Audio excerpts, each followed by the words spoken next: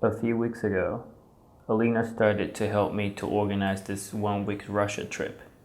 On March the 7th, around 5 o'clock in the morning, I safely arrived to Moscow with several project ideas in my head.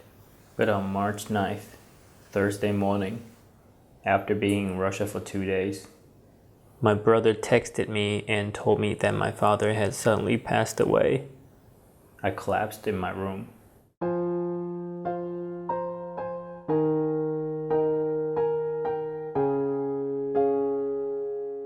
I came back to Taiwan in the summer of 2013 from the US. I didn't really find any job that I liked, so I had no choice but to create one on my own. In the beginning, my father was always concerned about my YouTube gig. Lack of views and income allowed him to raise many doubts about my choice. Lucky enough, I was able to grow my channel gradually and found a way to finance it. I knew this day would come.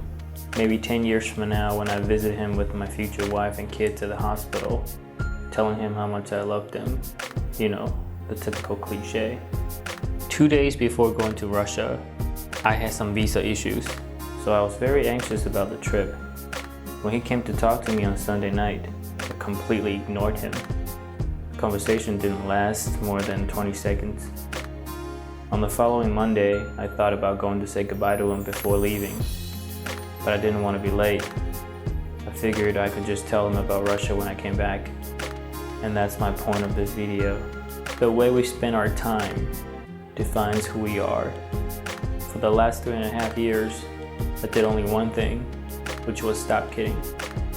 I'm a workaholic who shoots, edits, does everything by myself. I gave everything I had to Stopkiddinstudio. I never really wanted to spend more time with my dad, because my dad and I were always bumping heads, and because I always thought I still had time. While I was so busy building the SKS family, I completely left my own family behind. My dad's past taught me how I should appreciate things while I can, and that is also one of the very same reasons why I do what I do, to remind people how great Taiwan is and to appreciate it. I don't regret the things I've done. I regret the things I didn't do when I had the chance. My dad used his death to show me that there's nothing more important than family. In conclusion, I have to apologize to my dad and you guys, even though I didn't have enough time to finish filming everything I wanted to do in Russia. But I would try to put whatever I shot together in the next few weeks. Also, I have to thank Alina, Valerie, and Sanxiao for being my angels. After we realized that I had to fly back to Taiwan immediately, they tried everything to help me to interview as many people as we can in the last few hours, so I wouldn't go home with nothing. So, please take time today to appreciate someone who does something you take for granted.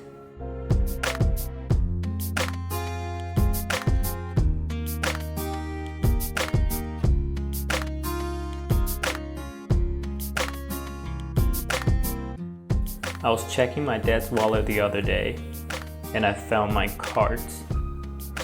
I was told that he would give it to whoever he met.